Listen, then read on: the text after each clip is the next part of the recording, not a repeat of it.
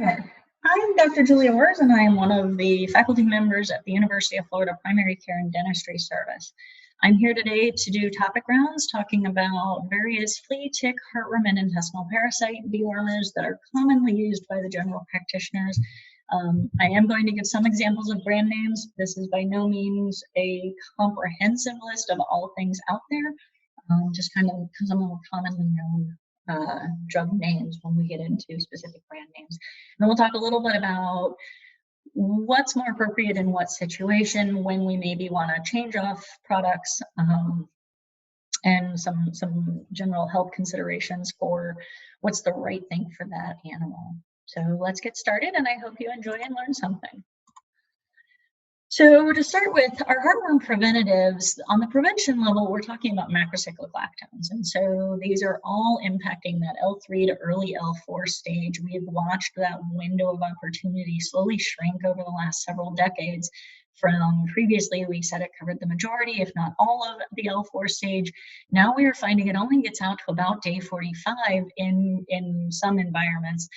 Sometimes you can eke a little bit past that, but day 45 is about the max that you want to reach out. And so it's real important that owners stick to product recommendations as far as how frequently they give it. Here at the University of Florida, we really encourage students to kind of change their dialogue, and rather than telling owners, you're going to be giving this once a month, actually specify that we want to be giving this about every 30 days. And that way it's a little bit more specific, and we make sure they're staying well within that 45-day reach window and aren't getting into a little bit of potential jeopardy. And it also gives them that little bit of wiggle room, so if they're a few days late, we're still okay. But we definitely don't encourage anybody to shift outside of product recommendations, largely because of that constantly shrinking window. And at this point, we don't have another type of molecule beyond macrocyclic lactones that we have found to be able to help us with prevention without going back to doing DEC, which was a daily tablet, and many more potential complications with that. So that's going to be largely what we're going to be talking about for this first slide, is going through our different macrocyclic lactones. I would like to add in that when it comes to our MDR1 sensitive dogs, you can find all of these drugs listed on MDR1 sensitive drug lists. And so you do want to use them with a little bit of caution and don't be totally willy-nilly. Having said that, heartworm preventative doses, what's in these products that are available to us, are well within the safety ranges, even for those macrocyclic lactone animals. And so while I want to make sure I'm being mindful of who's an MDR1 positive dog, largely looking towards my white-footed guys, but even some others, I also am very comfortable and make sure my owners are very comfortable with the fact that the doses we are using are so low compared to what's going to impact them that we are fine. I don't want them to eat the whole box at one time, but doing the monthly as prescribed, you are well within the safety window for these drugs.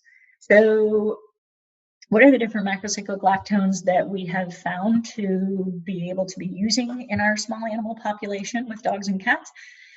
Ivermectin, milbemycin, selamectin, moxidectin, and aprenamectin.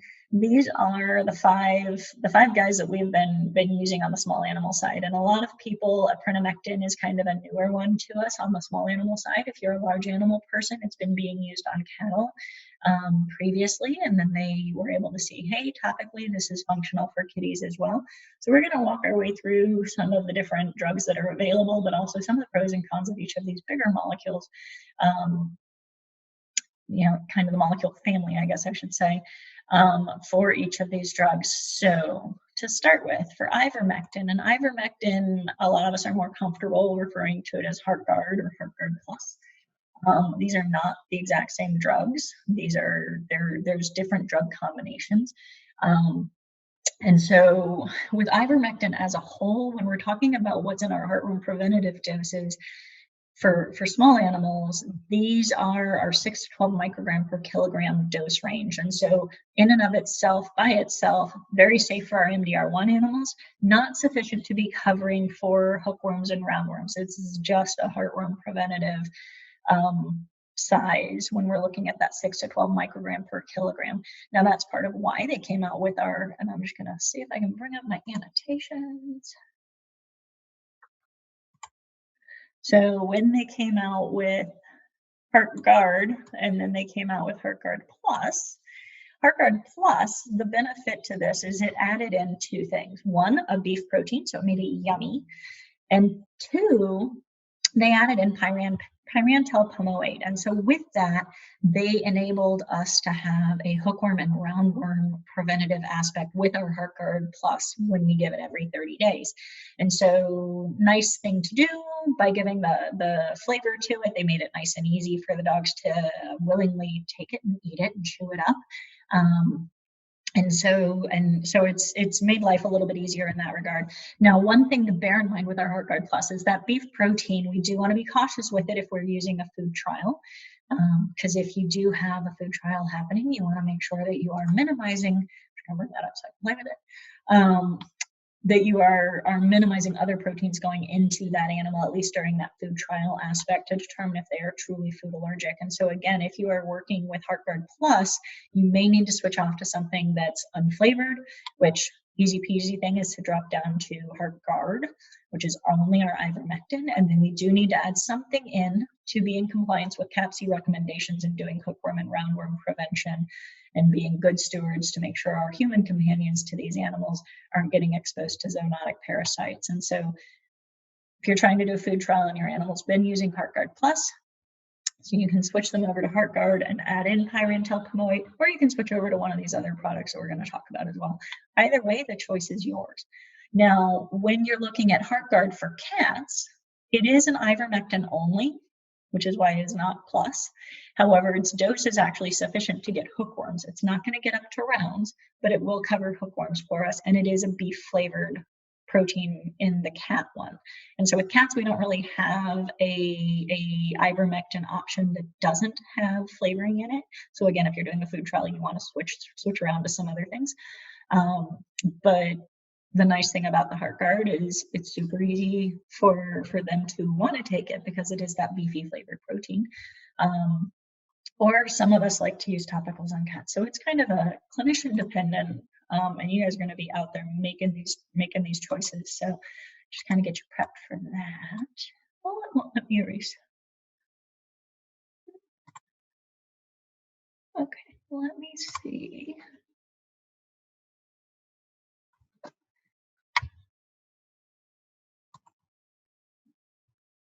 Well, that's okay.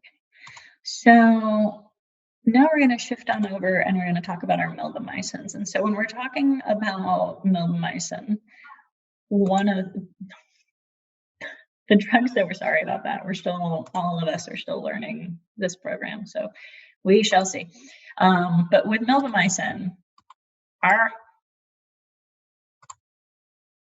there we go. What we're talking about is, turn that, there we go. I'm going to go up here because I'm a little more comfortable up here. So we're talking about, one of the first ones was Interceptor, and then they came out with Sentinel, which the difference between these two, Interceptor is milbemycin alone.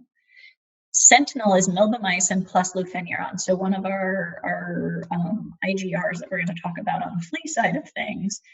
And so when you're looking at using Sentinel, you still want to make sure you're using something else for an adulticide for fleas. Again, we're going to talk about this in a little bit. But that's really the key difference between Interceptor and Sentinel, is that flea insect growth regulator aspect is added to it. Now, Milbegard is just straight up Interceptor, or sorry, just straight up milbemycin, and it is the generic that came out when the milbemycin's trademark was up, and other companies were able to come out with generics. And so Milbegard, kind of keeping the same family as Interceptor, and then you've got Sentinel that adds in that flea IGR. And then we have Trifexis. And with Trifexis, what they did was they added in a flea adulticide, so much better for flea control than having just an impact on the eggs, because it does control for new adults coming into the environment, get killed off as well. Spinosad itself has some significant concerns as a class of drug. that the spinosad molecule is in. And we're going to address those a little bit more on the flea side on the flea page, and kind of get into some things that we need to be mindful of watching with that. But kind of a key thing that it always bears mentioning is with Trifexis, you do want to use it with caution if you have a known epileptic. It is not in and of itself going to cause seizures or cause an epileptic to exist who wasn't already an epileptic. However, it can, that spinosad aspect does lower that seizure threshold, and so it can potentially cause them to have more seizures than they were having. And it's a little bit of a question mark, and we'll talk a little bit more about it on the flea side, but it is labeled as used with caution in animals that are known to have seizures. So just kind of bear that in mind if you're using that particular molecule. Other than that, the specific to Trifexis is we have seen some GI upset in some animals when they take Trifexis, and it bears mentioning largely because owners will call you and say my dog vomited after or was slightly nauseous after receiving Trifexis. If they were nauseous or a little couch potatoy, I may just go ahead and switch them over to something else and see if that helps kind of settle down their GI tract to make them feel a little bit better. Alternatively, sorry, I just had a little brain bump there. But if they were nauseous, then kind of switching them over. If they vomited it up and it's been more than 45 minutes, you don't necessarily need to redose them. That was what I was trying to get to, sorry. You don't necessarily need to redose them with another heartworm preventative. After 45 minutes, their GI tract, their stomach, and digestion should have processed out that heartworm prevention, that milbemycin molecule, and have sufficient to cover for heartworm prevention for that month. If it was less than 45 minutes from when they gave the medication to the time of vomiting, then I would recommend giving them something the next day. Probably not another Trifexis, but something else, and just kind of seeing how they do with that, and that way we make sure that they do have their intestinal parasite coverage. And that's just that it's kind of a big whack on the tummy on some of our guys, not the majority, but occasionally we will have a dog who their tummy just doesn't appreciate the molecule or the flavoring. I'm not exactly sure which, but it can cause a little bit of a gastritis in some animals. So yeah. Other than that, these guys over here, so when we're talking about Interceptor Plus, Milbemax, and Sentinel Spectrum, what makes them special that they get their own names? For all of these three, it's that they took the preceding brand names, so Interceptor, Milbegard, and Sentinel, and they added in praziquantel. Now, when they added in praziquantel, they made it able to cover us for tapeworms, which, sweet, awesome. Don't like tapeworms. I will say, if you feel like you need to use it, if you've got an animal who has recurrent tapeworms, make sure you are also addressing the flea side of things. And so we're going to talk about double down therapy and flea control products in just a few minutes. But you want to make sure that you're not just treating just the tapeworms, because clearly if we've got tapeworms, we have ingested a flea. And that's in part because, if you remember from your parasitology classes, you cannot get a tapeworm from eating another dog's tapeworm. The tapeworm life cycle has to go through the flea as a component to that life cycle. And so even in the cleanest environment, if you find a dog who's getting recurrent tapeworms, somewhere out there they are getting some flea exposure and they are ingesting these fleas. And so you just want to make sure that you're using it appropriately. And just as with antibiotics, we want to make sure we're good antibiotic stewards. We also want to make sure that we are good antiparasitic stewards and don't contribute to resistance formation.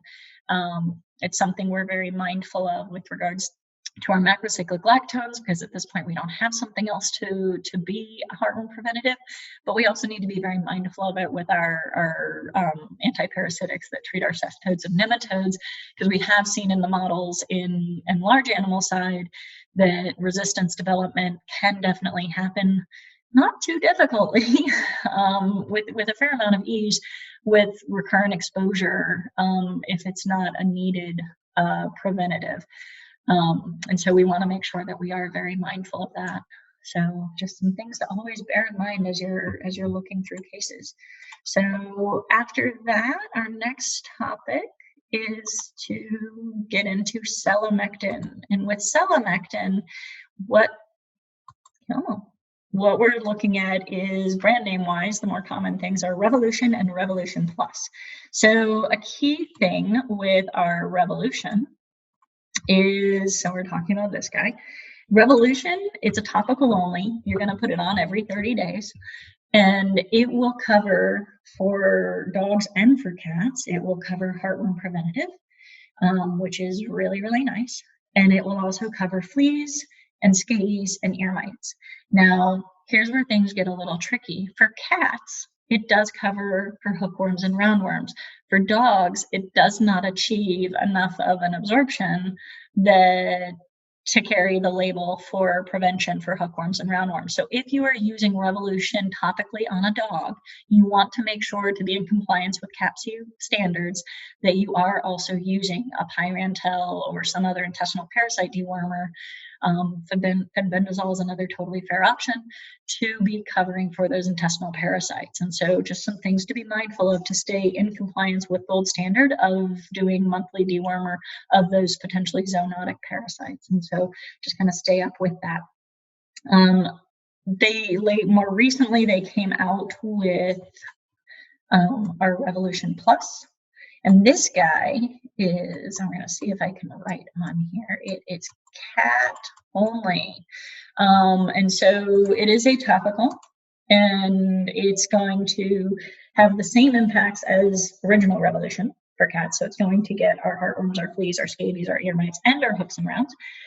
But the nice thing with it is having, what they did was they added in Sarolaner, and having the Sarolaner in there kind of upped its game for the flea control side of things. And then it also added in a tick component that it didn't have with the Revolution itself. So again, cat only, but a nice little boost to our flea prevention, and adds in some tick prevention in there while still maintaining that same multi-parasitic coverage that Revolution for cats covered as well. And so that's, like I said, that's a more recent addition to the market within the last year or so, but kind of a really nice combination out there that you can consider topically as a monthly for kitties. So moving from there, I'm just going to erase all of my little marks here. We're going to shift over to moxidectin. And with our moxidectin, we have Advantage Multi. We've got Caraxis, we have Bravecto Plus and Simparica, and these guys are brand new. Bravecto's been out now for a couple of months. Simparica just got approved back on the 2nd of March this year, so it's a new baby. And it's real nice to have that available to us. And we're going to talk about that. And then we've got our ProHeart and 6 and 12 that we're going to kind of talk about individually as well. So Advantage Multi was kind of the forerunner, the first one to come out with a moxidectin. And it is topical only. It is dog and cat. And it does cover for heartworm prevention, hookworm prevention, rounds, and whips. And so it's kind of this nice overall coverage. The whips is only for dogs, and so that is something to be mindful of. Your average household cat, we're not too worried about them getting whipworm exposure, so I wouldn't necessarily hold that against them. But on label, it is whipworms is only on the dog side of things for the Advantage Multi. But we can safely use it. So if you've got somebody who wants to be using a topical, if for a dog even, it can cover those intestinal parasites as a topical, and also have some flea control aspects going on in there. It is also on label for ear mites as well. So if you wanted to use it for that, you could. And with that, you're just using it in its regular topical administrative mode. More recently, a couple years ago, Bayer came out with Caraxis, which is solely a moxidectin molecule. And that is available only for dogs. and it is a topical, and so it's going to cover our preventative aspects for our heartworm, hookworm, roundworm, and whipworm. And then it can also treat Demodex and ear mites, and so some options that are out there. And when they did this, essentially the only difference between these two is they dropped out the imidacloprid, so it does not have a flea control aspect to it. It allows you to bring in, if you wanted to bring in a different flea control product, bring that into that moxidectin topical without any problems. Now, Bravecto Plus is a topical only for cats. So we're talking about this guy, and this is kitty only. And what they have with Bravecto Plus is it's moxidectin, and then they added in fluorolanor, which is the same isoxazoline that's in our Bravecto. You do need to have a cat be at least 6 months of age to be using it. That is the minimum age on the label. But it will then give you flea and tick prevention as a topical, as well as covers for heartworms, hookworms, roundworms. And for our kitties using Bravecto Plus, it's every 2 months instead of every month. Makes it a little easier on the owner. They just have to remember to give it 6 times a year instead of 12. And so for some owners, that's a beautiful thing. It will also cover Demodex, scabies, and ear mites anecdotally. I'm not sure that that's on the label, but we have seen in studies, we have seen those. And it's, like I said before, though, it is that 2-month cycle. So you can't quite stretch it like you can Bravecto itself to being 3 months, but it is every 2 months that you're going to put that on. They do not, whereas they did do breeding studies for Bravecto with dogs orally, they did not do breeding studies on Bravecto Plus. And just so there's a little bit of a point of clarification. There's no safety studies on using it in breeding and lactating animals as there is with the Bravecto oral for dogs. So the next one on our list here is our Simparica Trio. Like I said, this is a brand new baby on the market, and it is only dogs. So we've got Bravecto Plus, that's only cats, and then we've got Simparica Trio, which is only dogs. And this is a combination of Sarolaner, which is what's in Simparica, as well as using our moxidectin and our pyrantel. And so with that, for dogs, it's an oral that they're going to take every 30 days, so still once a month. But it's going to cover our fleas and our ticks with our Simparica side of things. And then with the moxidectin and the pyrantel, they're covering for heartworm, hookworms, and roundworms. And so that's kind of a nice general coverage as a chewable. It is a flavored tablet. I think it's a synthetic flavor. With it just having come out right before COVID hit the US, it's kind of haven't had a lot of experience with it yet, but it has been approved and is now available for distribution throughout the US. And so it is an option, and it's actually the first option that's out there as an oral multi coverage that includes our ticks as well as our fleas, heartworms, and intestinal parasites. So that's going to be new and exciting to be using in the upcoming months to years as we go through. And again, it's still in every month, so every 30 days. Bravecto Plus is the only one that we've talked about so far that's going to be every 2 months instead of every month. Now, these two, one key thing, just like I talked about with Trifexis, so let me so essentially Trifexis, Bravecto, and Simparica, all 3 of these guys,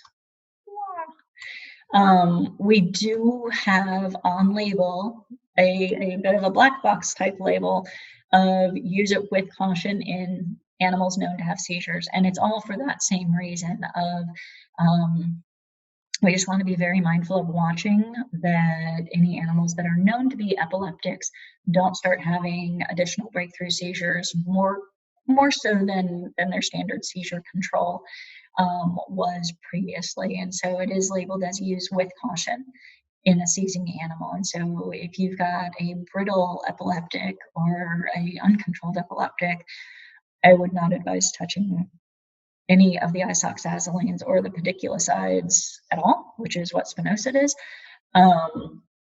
However, if you've got a well-controlled animal, could you potentially use it in an off-label basis? Yes, but make sure to have that off-label conversation with the owner, have them be watching closely for any increase in seizure activity in that animal. And if they do notice anything, obviously you need to change medications. So just some things to be super mindful of there. Other than that, the other one that we need to talk about is our ProHeart 6 and ProHeart 12. Now, these guys, nice and convenient. So if you've got somebody who really tends to forget to do a monthly or an every 2-month application of their heartworm preventative for dogs, so the 2-month is only cat, remember that for Bravecto Plus. But your ProHeart 6 and ProHeart 12, these are only dog. But if that owner tends to forget to give it, or just doesn't like having to remember to give it, these are some potential options. Now, they do have some things that we need to talk to and some things that we need to talk to our owners about to be super cautious. So with ProHeart 6 and ProHeart 12, largely I'm going to talk about them at the same time.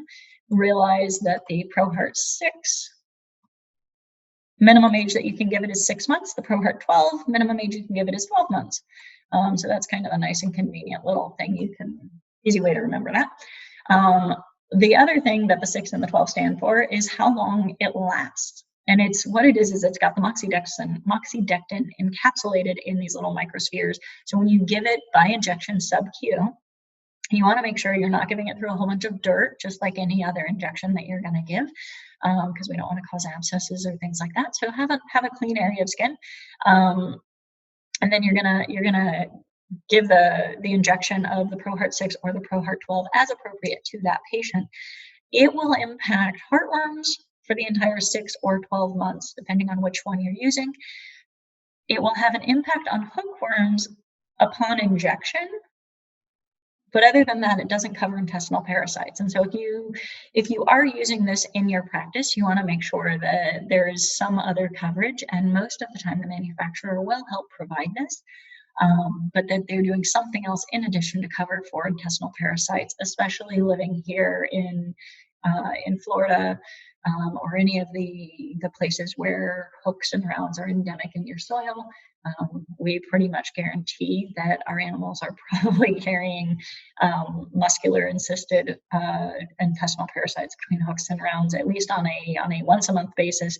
And in part, that's because of our life cycle, because remember, our intestinal parasites have a 3-week life cycle instead of the 4. And so when we give our heartworm prevention every 30 days, we're actually clearing out the intestinal parasites that just developed. But if you are using ProHeart 6 or ProHeart 12, similar to if you are using your Revolution for dogs or HeartGuard for dogs, you want to make sure you have something else going for that intestinal parasite prevention so that we're not leaving that side of things hanging. So, okay. And then last, but definitely not least, is our aprinamectin, so our new guy on the block. And for this, jumped a little too far, sorry. We have Centriguard. And Centriguard is a new kitty-only topical that you apply once a month. And with Centriguard, it is a combination. So it's got aprinamectin in it, which is the molecule we're talking about as a macrocyclolactone. And then they did add in praziquantel for tapeworm medication. And so again, just like I talked about with Interceptor Plus and Novamax and Sentinel Spectrum, we want to be mindful of, are they doing good flea control as well? Because we don't want to just be putting praziquantel into an environment if we don't need to, but we also want to be controlling the fleas and ideally getting rid of the fleas so that we don't have tapeworms to start with. So just some things to consider there. Aprinamectin at the levels that are in the Centriguard is sufficient to do preventative for heartworm, hookworms, and roundworms, and so it's got kind of nice overall coverage. And again, it is a monthly topical. With any of our topicals, when we're talking for our kitties, I always am mindful of watching for any evidence of any alopecia or excoriations that may happen. Oftentimes that's an effect. If it happens, it's an effect from the vehicle, not from the actual macrocyclic lactone. You can try shifting over and using a different manufacturer's topical and see if the different vehicle doesn't cause that. The other thing that I'll commonly suggest to owners is to apply it in many, many spots rather than putting it all in one spot or one or two spots, is kind of put like a drop in each location. And that also leads me to my topicals for dogs is another place where I want to get real particular with an owner that they're actually applying it to the skin and not just to the fur. And so make sure that they are, if I've got an Anatolian Shepherd, 150-pound Anatolian Shepherd, and I've got to use a big volume for them if I'm using a topical, whether I'm talking flea control or my heartworm preventatives, I want to make sure that it's going in a bunch of different spots. I'll tell them 10 to 15 different spots and then take them on a walk. And each of those spots, you need to make sure that they're separating, especially if they've got that dense down undercoat. Or those super long hairs, that they're separating and visualizing skin before they put a drop there and then move to another spot, and do this all over the place. And that's for several reasons. One, it's not as well absorbed if it's just on the hair because it doesn't all get down into that oil gland. Two, if you ever watch a dog, when you put, and you can even just do a mimic of this in your own house if you've got a dog, or if you wanted to put it on your own head, I guess, is take some cooking oil and put an ml on your head and then shake, or put an ml on your animal and have them shake. And you can watch these droplets go off the animal into the environment. Now for my flea control, it's going to provide me some environmental flea control. But when I'm looking at my heartworm preventative, I'm less interested in my macrocyclic lactone being environmental because it's not doing anything for me there. So it's a key thing.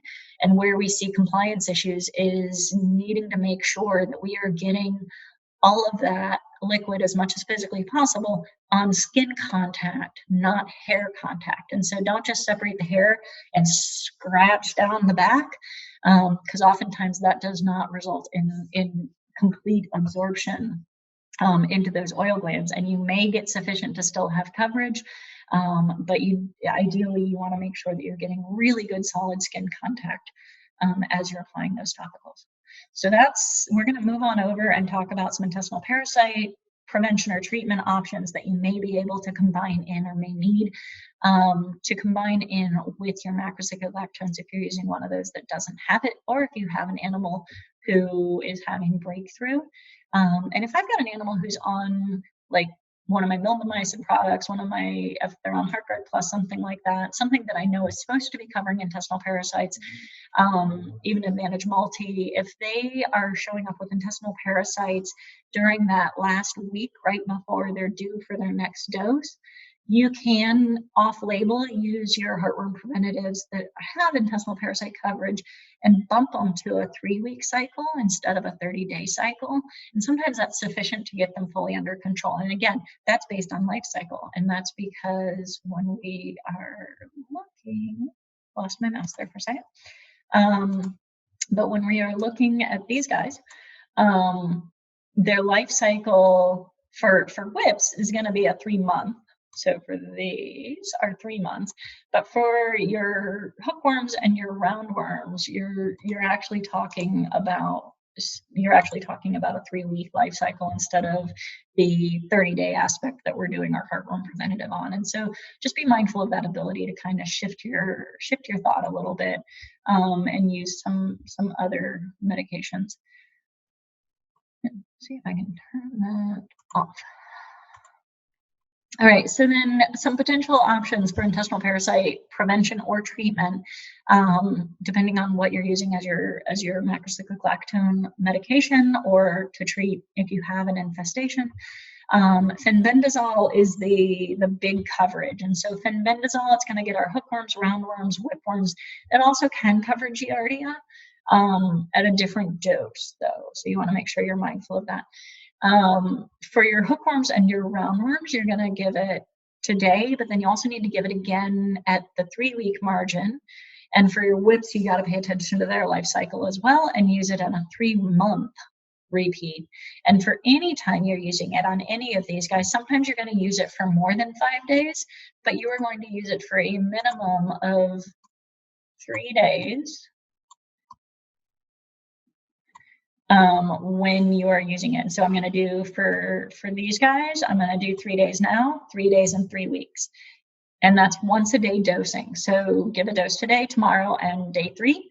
And then in 3 weeks, we're going to give a dose on day 21, 22, and day 23 in order to cover for my hooks and rounds. Now, if I'm also trying to cover for whipworms, then I'm also going to do that in 3 months from now and do day 1, 2, and 3 in 3 months. And so, but you want to make sure it's kind of like the pig gestation cycle. It's the only reason that stays in my head is 3 days, 3 weeks, 3 months. And always, always, always use it for at least 3 consecutive days. Again, there are going to be some uses of fenbendazole that you might need to use it for longer than that. But if you're using it for shorter than that, its efficacy is not typically as good. So with that in mind, I have lost my cursor again. Where'd you go? Come on. So with that in mind, we're going to shift over to pyrantel. And so this covers hookworms and roundworms only. Pyrantel is also known as Strongid, and I apologize, I did not tell you fenbendazole, also commonly known at veterinary hospitals as Panacur. And so either of those are different ways you can hear these drugs, but the generic name is fenbendazole and pyrantel. And so with the pyrantel, it's going to do your hooks and your rounds. And the nice thing about this is I can give a single dose today. I still need to do my life cycle. So I'm going to, again, repeat it in 3 weeks, but it's just a single dose.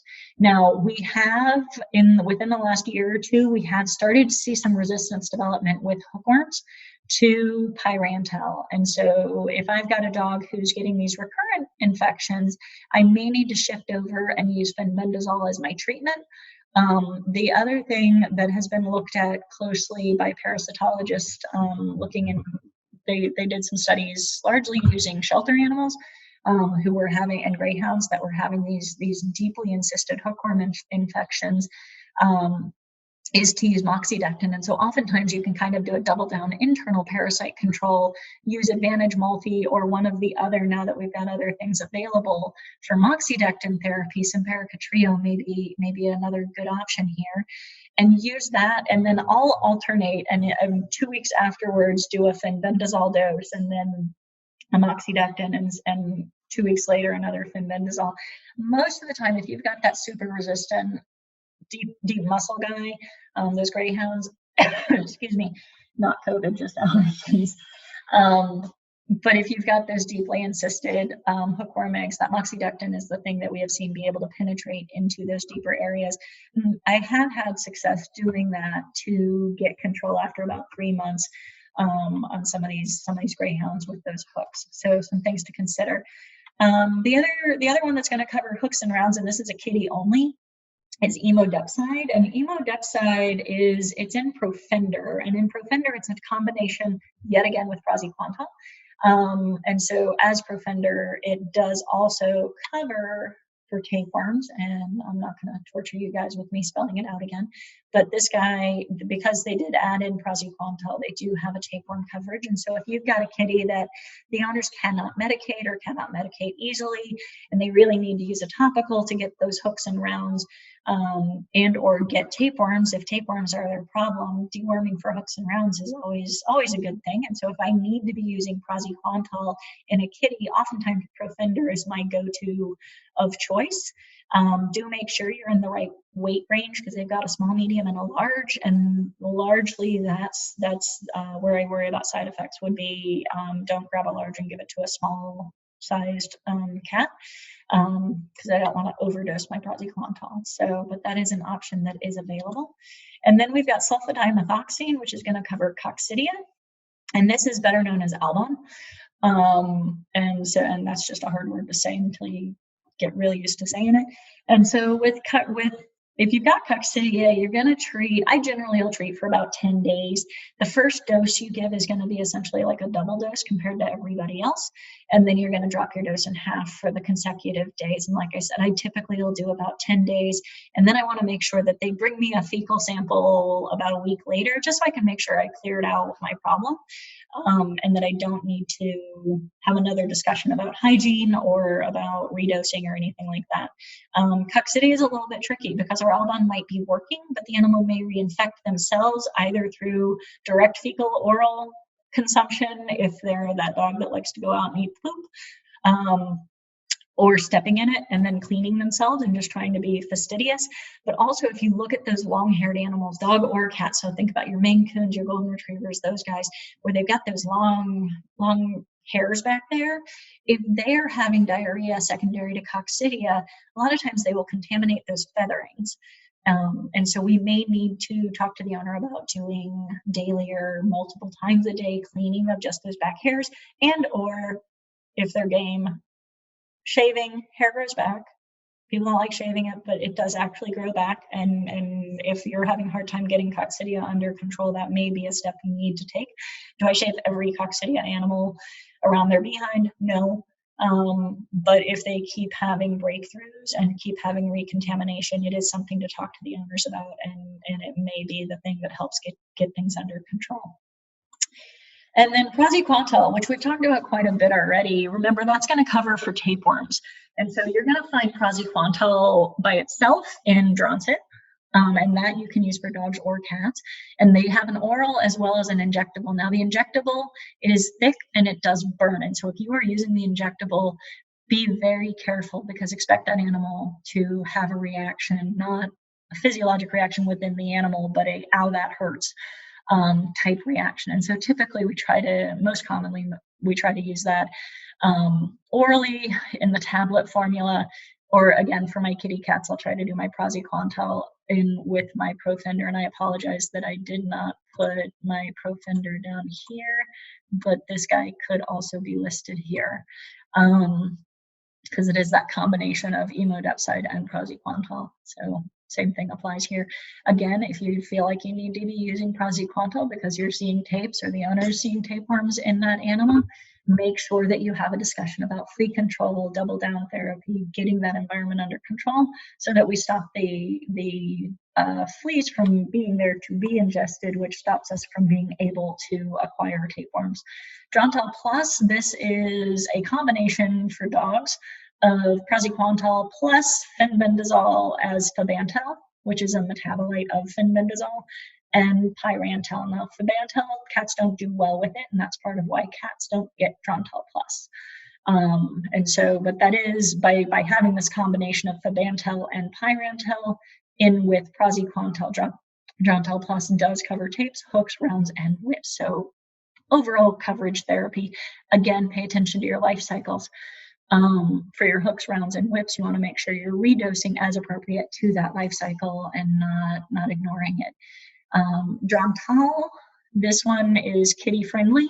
They dropped out the fabantel, and so it is tapeworms, hookworms, and roundworms. So it is very similar in what it functions against as to Profender. And so you've got a topical version, you've got a oral medication, either of which can treat tapeworms, hookworms, and roundworms for the felines. And you can get Drontal for dogs as well. So you have options there. When I speak to paying attention to my life cycle, let me just, oops, how'd that work? When I speak to paying attention to life cycle, I got this. It's kind of like the circle of life, but you've got the cycle of life. And so again, make sure, excuse me, dry throat. Make sure for your hooks, rounds, and whips, you are treating appropriate to their life cycle. Coccidia, not so much, you're just treating appropriately to recontamination. Tapeworms, remember, when you're treating for life cycle, that's why the flea control is so important, because your tapeworms are not, when you treat with praziquantel, or if you're using epsiprontel, which is what's in Cestex, which is a much older molecule and not as commonly used anymore, you're killing off everything that's in that animal. And so you don't have a second life stage in that animal that you need to be worried about. Sometimes I am worried about reinfection if I've got a flea environment. And so I will sometimes go ahead and excuse me, go ahead and give them additional doses of praziquantel to give in consecutive months while I am getting that environment under control.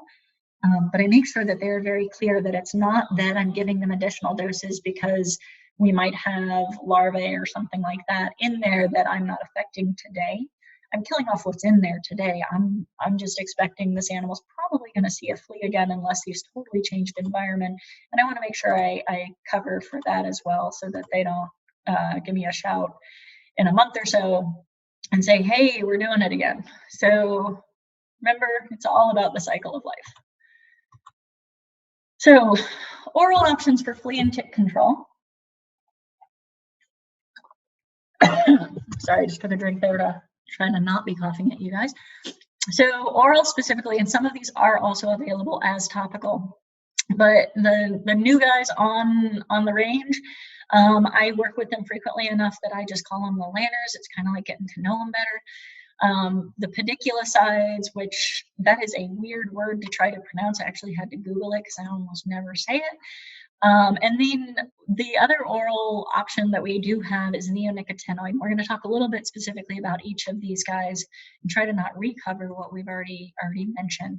So just to kind of give you a reminder of what goes with what, we've got NexGard, Bravecto, Credelio, and Simparica.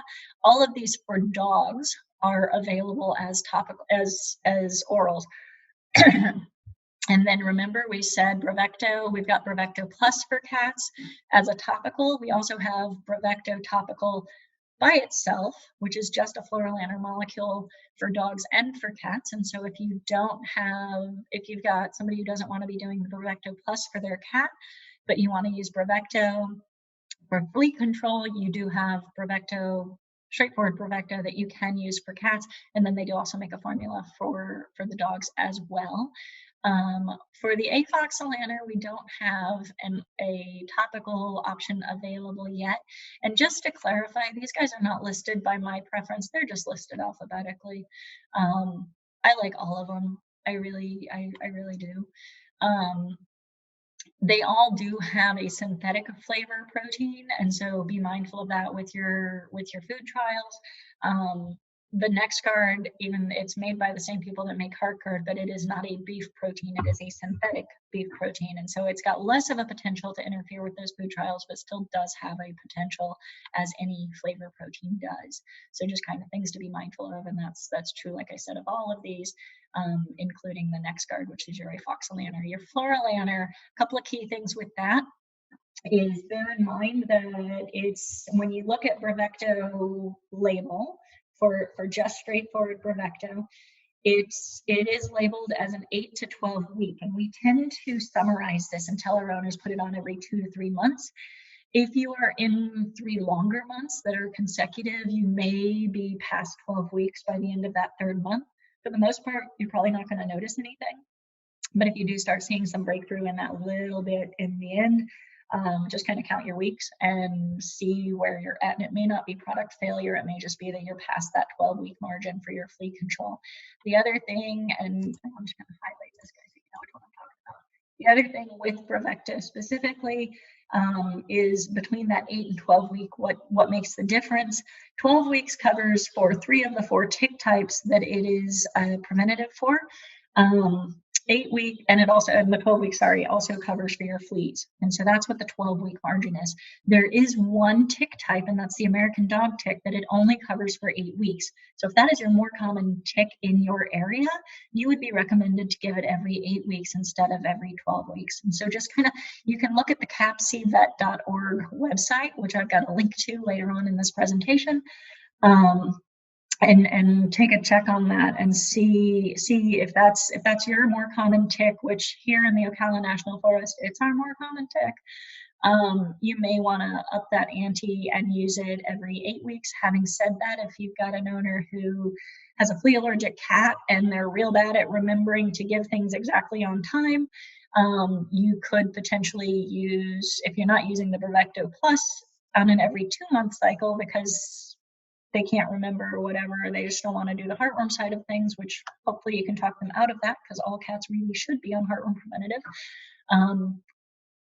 But if you are using the Bravecto without the plus, you can safely recommend that they use it every 2 months. And then if they forget by a week or 2, they're still well within that 3-week cycle and helping to sustain that cat in a flea-free environment, which is especially important for our flea allergic kitties. And they have done the safety studies to back that up. Other than that, things that Bravecto has on their label, one thing that is specific to them, I would still caution you to be a little bit careful with it, is they're the only ones that have a label claim of safety with breeding and lactating bitches. And so if you have a client who is a breeder or has a dog that they plan to breed and they're not a breeder, there were air quotes there, you just couldn't see them. But if you do have that breeding situation, they are labeled as safe to use with breeding and lactating animals. I would strongly encourage you to read the breeding safety studies and make your own decisions there.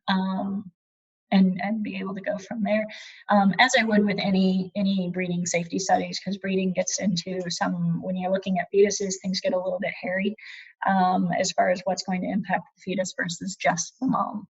So some things to be kind of mindful and cautious of there. Other than that, any of your lanners can have an effect on not just fleas and ticks, but they also have been shown to be effective against demodex, scabies, ear mites. We've got some papers now showing Chiletiella. It kind of feels like every time somebody needs to do a new study on a derm resident study, they look at some of these lanners on some of these more weird external parasite things, and at labeled doses for flea and tick, they're seeing efficacy. And so these guys are kind of nice molecules out there that we can use on a broad spectrum of things. Still try to stay on label with things, or at least within safe what's been looked at with safety studies.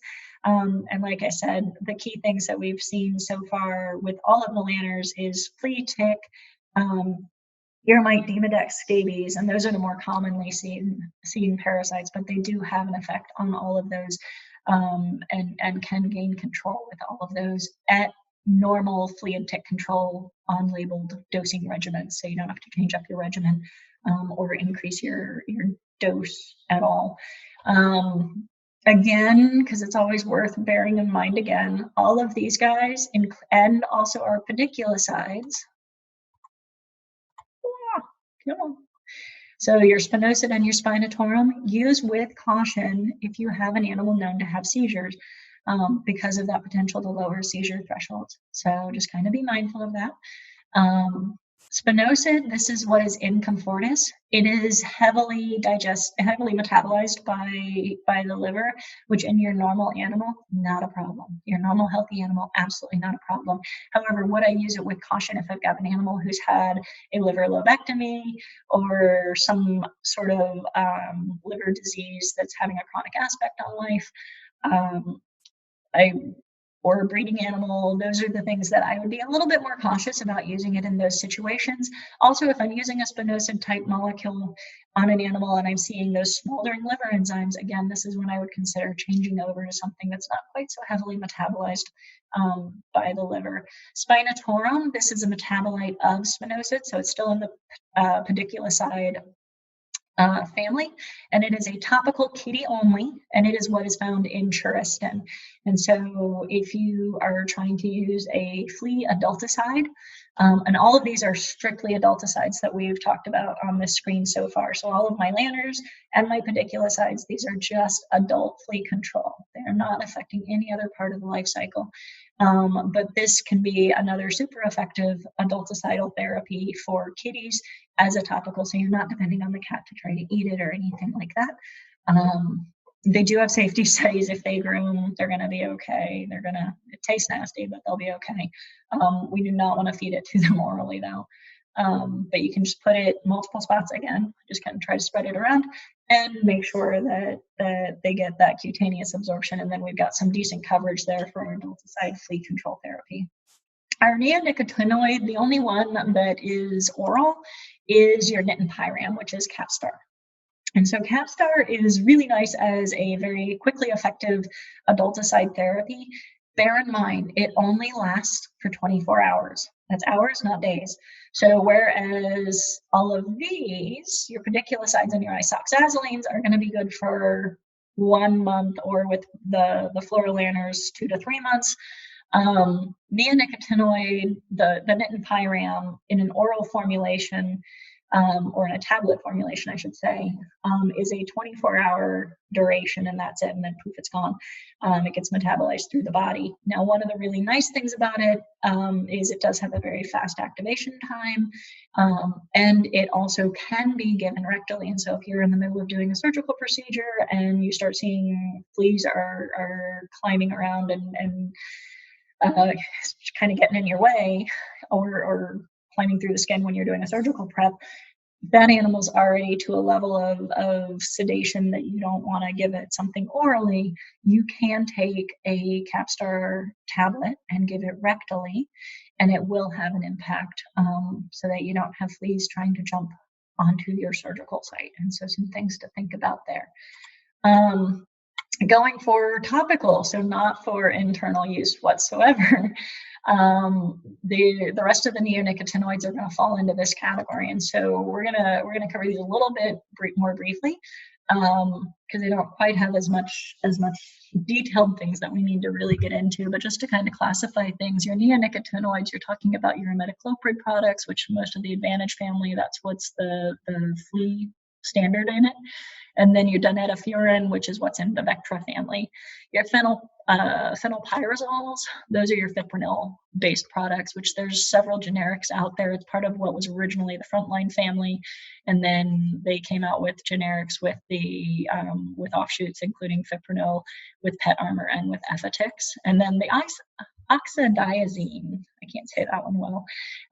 That is what's in indoxacarb, and that is what is the flea control adulticide aspect of your Activil family.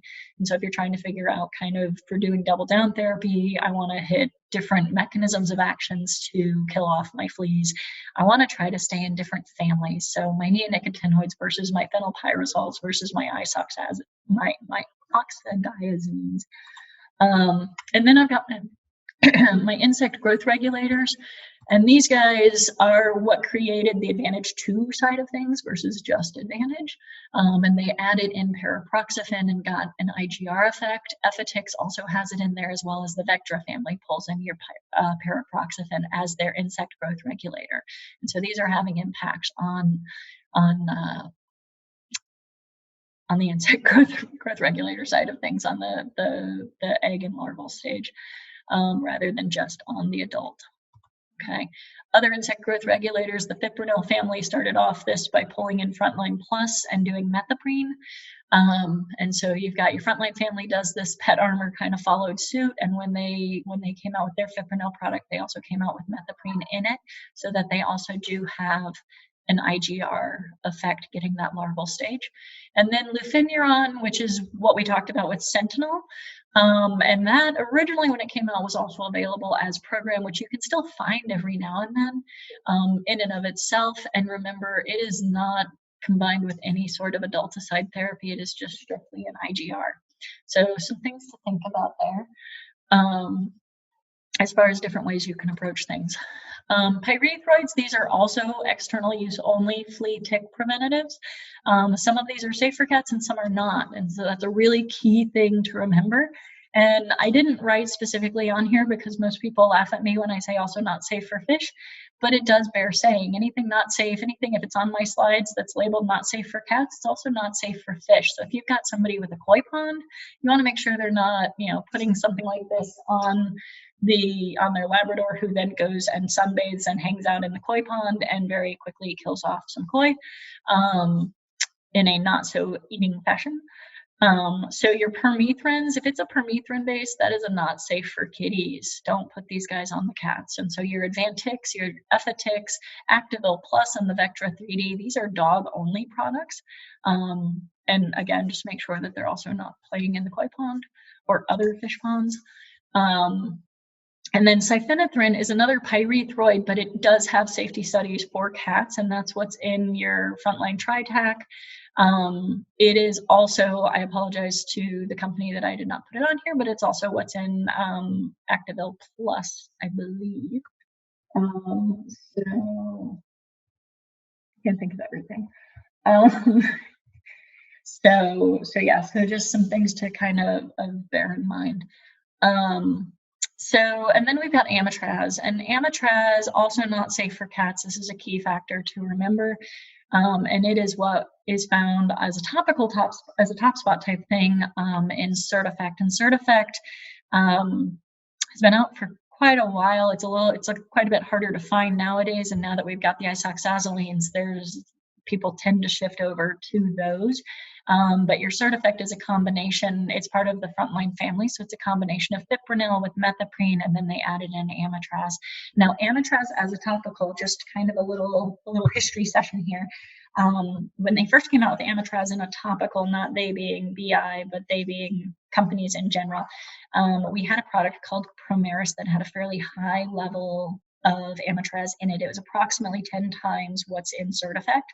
And with that product, which is no longer available on the market because of this connection, they did see a connection between Amitraz usage at that dose and having some animals were developing pemphigus. And so because of that, the FDA pulled that product off of the market.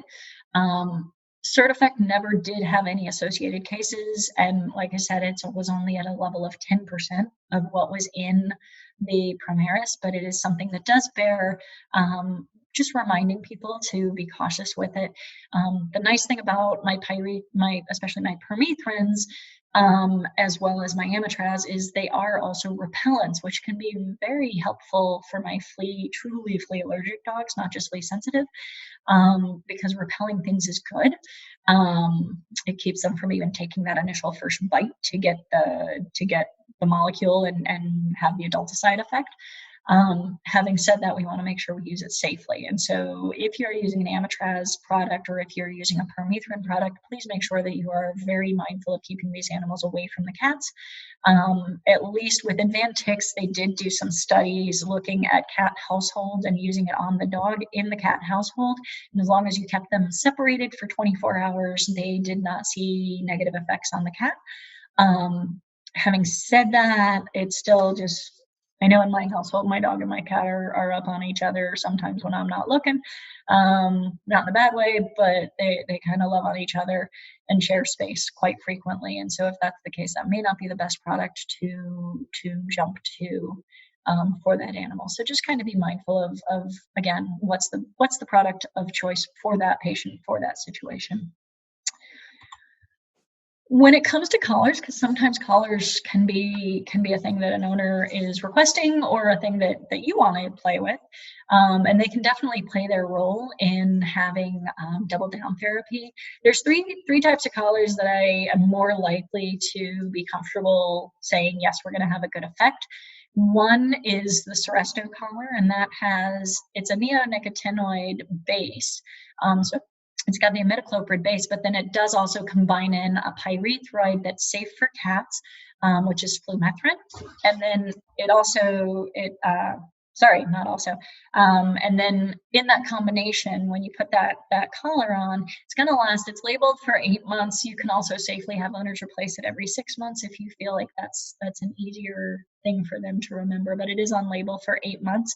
If you've got that animal that tends to sit in the pond or sit in the pool, where I'm down here in Florida, sometimes you'll see it. If you can leave it on them while you're bathing, but they shouldn't or soak that collar. If they're going to be soaking in the pool, you may want to take it off of them for that time and then put it back on them once they get out, because you don't want to have it have continuous water exposure, because you can decrease some of your efficacy there.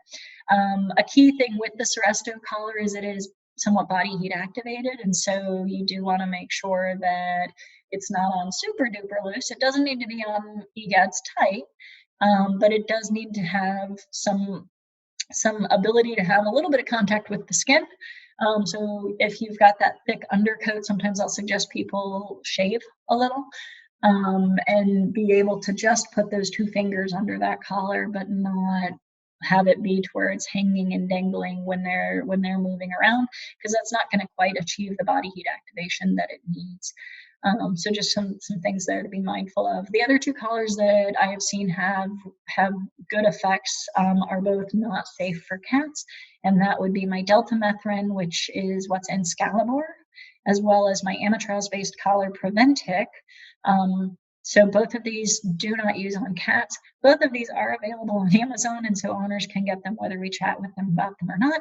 So just things to be mindful of that are out there.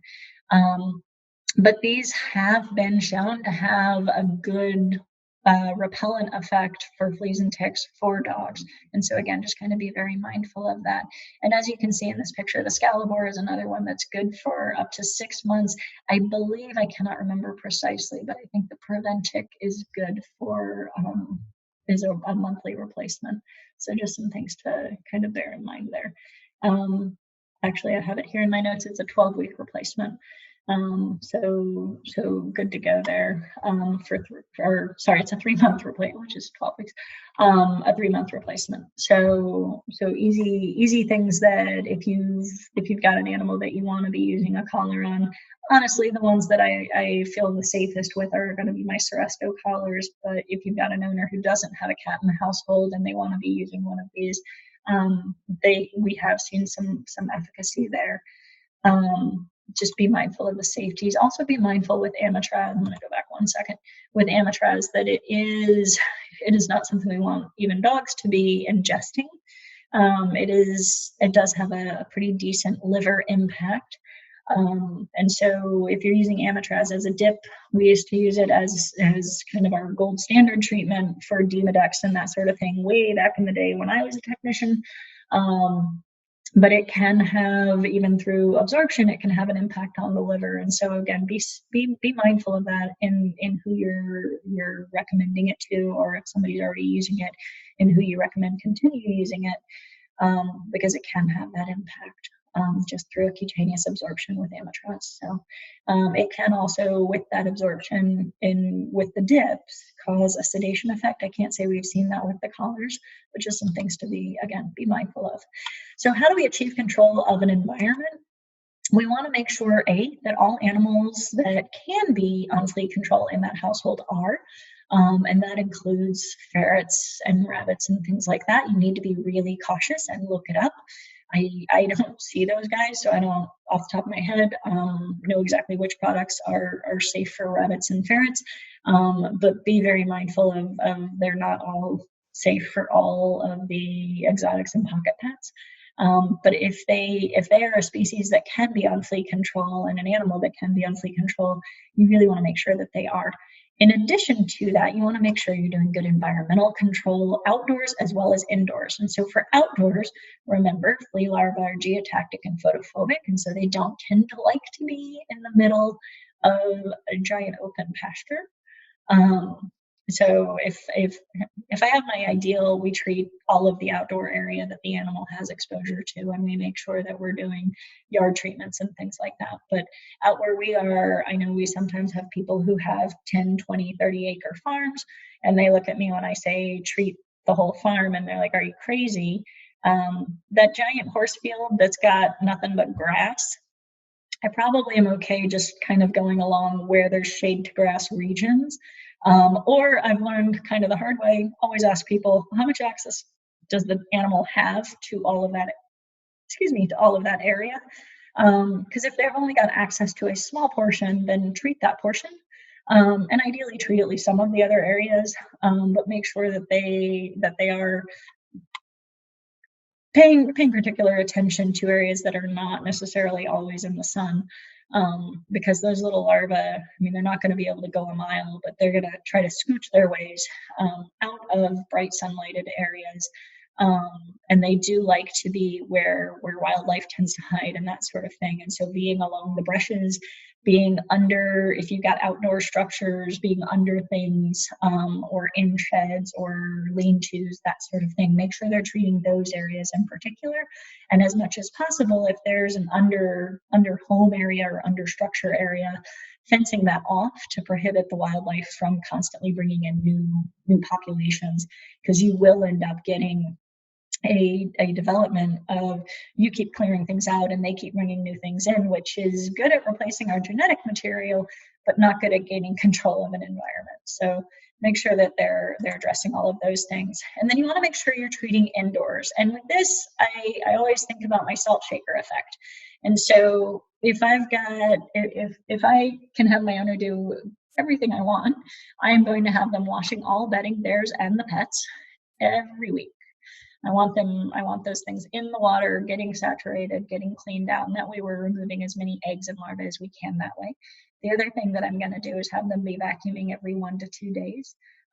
Even on wood floors, hard floors, whether it's tile, linoleum, real wood, fake wood, I don't care. I want them vacuuming it, including my carpeting as well. And that's largely because you can actually see little larvae if you get down on a microscopic level in grout lines, in connection lines between panelings or between wood slats. Fleas are teeny tiny, and they're really good at getting into those little cracks and crevices. And so by vacuuming, we're hopefully suctioning those guys up and removing them from our environment. And to that end, what I'll do is I'll have somebody go to the grocery store and get an over-the-counter flea control collar. Oftentimes these guys are permethrin based, so keep them away from the pets. Don't let the pets chew on them, especially keep them away from my kitties. But what I'll do is I'll unzip the dog bed or the cat bed, put a couple of pieces in there and zip it back up. And this way it needs to be where it's secure and the animal's not going to get to it to chew on it and ingest it. But it will, if it's in the bedding itself and zipped completely in, it'll have an impact for about 3 to 4 inches around it to help kill off those larval aspects and those eggs, and also the fleas. And so it'll help give you an environmental kick as well. And then I'll take a chunk of that and put it in my vacuum, either bag or canister. It makes a loud ruckus if you put it in the canister, but it's functional. Or putting it in the bag. And make sure, especially with canisters, those are easy peasy. When you're done vacuuming each day, dump it outside in your trash bin to get rid of whatever you just suctioned up. And that's part of why having that bit of flea collar in there can be super beneficial in making sure that as the fleas get sucked up, they get killed off and they don't just crawl back out of your vacuum and go, that was a really fun roller coaster ride, let's keep going, and come back out and stay in your environment. Because the vacuuming aspect alone does not necessarily have enough of an impact to kill them. And so you can see them kind of crawl their way back out. Other things you can do inside is it wrong to say, let's do a flea bomb? No, it's not necessarily wrong. Is it absolutely necessarily required? Not in all instances, I would say. And that's in part because of that salt shaker effect. And so if you think of your average dog and cat in the household as this salt shaker, where they go is where they're dropping off little eggs and leaving little deposits of things. And like we said, geotactic and photophobic, but not going to like climb somewhere new and different. And so they're going to try to bury into carpeting, the under carpet pad. They're going to try to burrow into the cracks in things so that they've got some shade and they've got some protectivity. But it's not like they're going to climb up into my kitchen cabinets. They're not going to climb into areas of the house that the animals are never allowed in. They don't move that far. And so in my average household, I don't necessarily need to go to that extreme. Now, are there some instances where I've got either that weird cat that keeps opening the cabinets and getting in with the dishes? I've seen those. If I've got a really bad infected environment, it's a good broad coverage, because trying to treat a whole big area, if that animal's got free range of the whole house, can be a bit cumbersome. But making sure that one of the two is happening. But if you've got an owner who's like, do I really have to do a bomb?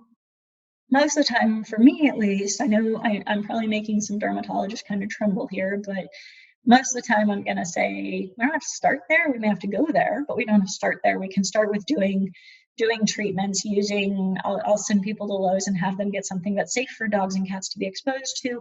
Oftentimes these are fipronil based, and so I do bear that in mind when I'm sending them there for flea control for the environment when I'm looking at my double down therapy. But I'll send them over to either to a hardware store and have them pick up something that way, or call a pest control company, which is kind of the safest thing to do, and have them come in and spray. And they do a fairly thorough job of spraying the entire house, and see if we can attain control that way. So that's the start of it. And then we have to remember doing all of this and doing double down therapy, which we're going to talk about in just a second, we still take 3 to 6 months to control an infested environment, no matter what we do. And this is because the flea life cycle has a stage called the pupae. And the pupae, no one has figured out how to kill this darn thing off. And so we've got adulticidals, we've got larvicidals, we've got things that impact the egg. But once that egg goes from larva to pupa, it can sit there, and it's kind of encysted. It's not really a cyst, but it's got this shell around it that protects it. And we haven't been able to figure out something to penetrate that and really kill off that stage of the flea life cycle. And so that's the part that we're kind of waiting out time-wise. And so we're doing all these other things to affect these other aspects of the life cycle as much as we can, but we've still got to wait this out. And it's important to explain that to owners because generally speaking, your average person is willing to deal with some external parasites that are pesky things for a month or two. And then they're like, dude, why is your stuff not working? Make sure to explain to them at the front end. It's going to take 3 to 6 months of solid control before we're going to have this under control. Again, that might be a good time to be using your monthly like Sentinel Spectrum, Interceptor Plus, something like that to cover for tapeworms because we're going to have some exposure. But just kind of be mindful of that and make sure that they get reminded whenever they start getting impatient. We had this discussion already. It's going to take a couple of months, 3 to 6 months, and in the best case scenario to get this under control fully. We should be seeing steady improvement, but fully under control is going to take time. Okay, so then double down therapy, some key points. The key thing with double down therapy is you're using 2 different mechanisms of action to kill the fleas. Whether you're using an isoxazoline combined with a neonicotinoid and doing like a Seresto collar and a NexGard, or a Bravecto and a Seresto collar, those can be effective different mechanisms to kill off those fleas.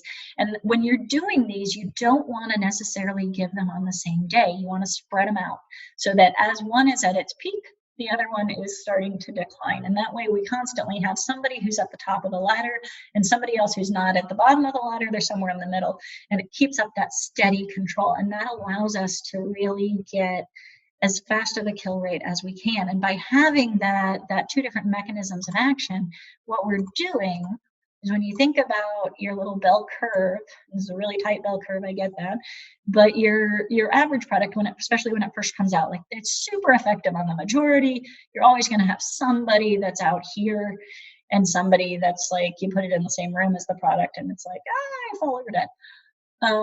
But when you're looking at these guys, typically, if they're here with the neonicotinoids, there's not going to be this same group with the isoxazolines or vice versa. I'm just picking 2 random groupings. So you want to make sure that you're using 2 different mechanisms of action to kill off these guys so that somebody is in the middle of that curve. And so, So yeah, and you want to make sure that you're using each product as directed on the label. So if you're using the Seresto collar, have them replace it every 6 to 8 months, depending on how much they spend in the water. If they're the lake swimmer, you may need to do it every 6 months. But doing that product as labeled, and then what I would do is if I'm putting that collar on, or if I'm putting something like Bravecto on that I only need to put on every 3 months, is do that day 1. And then if I've got another thing that's a monthly, I'm going to do that on day 15. And that way, when my every 3 month or every 6 month is due, or 8 month is due, it's going to be off by 2 weeks of when the other product is done. And so just kind of alternating that application cycle and staying up with both. And so just kind of some examples of different ways you can do this. I put the Seresto collar as every 6 months just because I do live in Florida and I do have a lot of lake swimmers and pool grazers. But then if I'm using that with NexGard, I'm going to do them 2 weeks apart when I first put the Seresto on, and then just continue my NexGard on a monthly basis. If I'm using, I kept using NexGard on when I was building this. Sorry about that. Could be anything. Could be any of the isoxazoline. So you could put Credelio here and say day 1 of each month, and then on day 15 put Advantage Multi on topically. Again, make sure you're distributing it in a whole bunch of different spots and have them take them on a walk. But you can do this and sustain that double down therapy, and you've got 2 different mechanisms of action. If you notice, I didn't bring in a fipronil-based product on this, and that is largely because, again, as I said, most of the things you can get over the counter that a person can readily get without going through a pest control company, a lot of those, not all of them, but a lot of them do have fipronil as their base. And so I've already got that, and it's almost like a triple down therapy. So some different ways to think about it, okay? So a key thing when you're looking at these topicals is EPA regulations. If you have a product that is not under FDA regulation, it is only under EPA regulation, you are not allowed to use it off-label, okay? That means that if you're talking about your Advantage 2, if you're talking about your Frontline or Frontline Plus, those guys are EPA controlled, and you are not allowed to legally tell somebody to use it more frequently than once a month.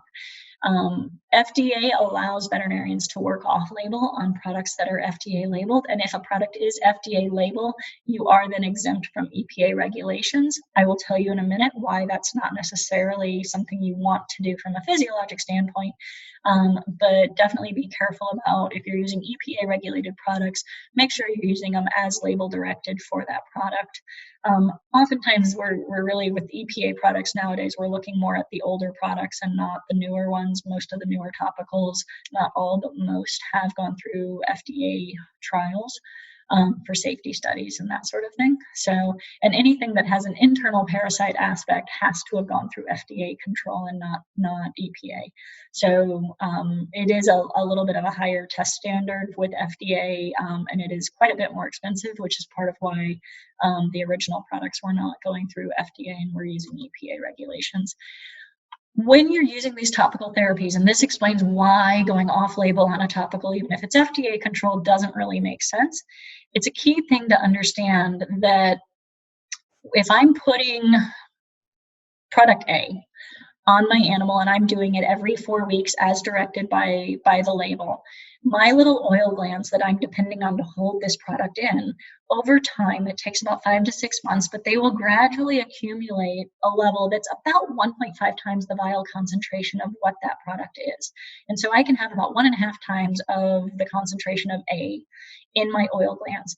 If I say, well, I'm going to put it on every 2 weeks and see if I can get there faster or see if I can get a higher level, the answer to higher level is no. Okay, your oil glands max out at what physical concentration they can achieve. If you put it on more frequently, you might bump your time frame up by 1 month, but you're not really going to do much past that.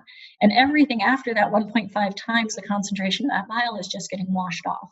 And so when we're talking about double down therapy, in old school, way back when, when people first started trying to really figure out how to double up on things, people were saying, go ahead and use this product, kind of every 2 weeks instead of every 4 weeks.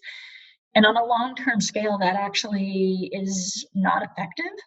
And we've learned that. And so that's part of why we have shifted to this newer thing of double down therapy and using 2 different products, but still using them within label directions. Because what you can do is achieve 1.5 times A and 1.5 times B within the same oil gland. And so if I take 2 different molecules, because it's not a physical volume, it's a concentration, I can double whammy it and be able to get everybody up to 1.5 times that vial concentration and have a much better effect without risking breaking EPA regulations and without spending extra money that we don't need, and achieving a more effective and more efficient flea kill for my environment to gain control.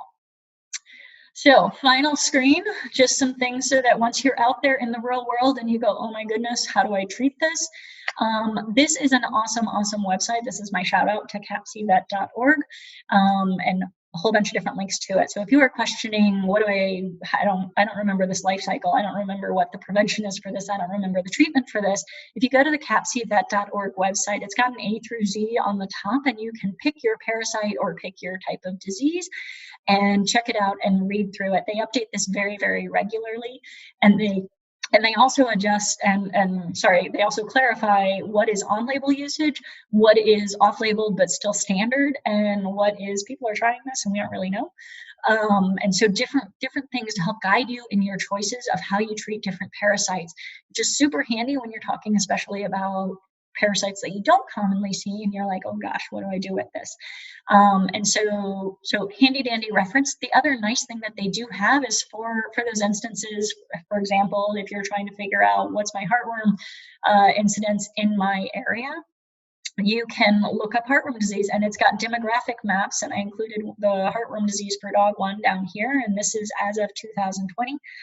And you can actually click on the state, and you can narrow it all the way down to by county, and it will tell you the prevalence based on testing done at multiple testing sites, and be able to help inform owners that, you know, hey, this really does happen here, or gee, do I need to give a lepto vaccine to somebody moving to Denver, Colorado? I can narrow it down to that county and see what's the prevalence of things like that there. The testing information is provided by a combination of companies that are all part of the Companion Animal Parasite Council, which was initially created with the CDC as their little baby, and as all good parents do, they kind of pushed it out and let the people that were in it sustain it after they really got it on its feet. And so it does have some CDC in its history. But at this point, it is made up of a combination of academicians, parasitologists, DVMs on a general practice level, as well as some of our internal medicine and specialty levels.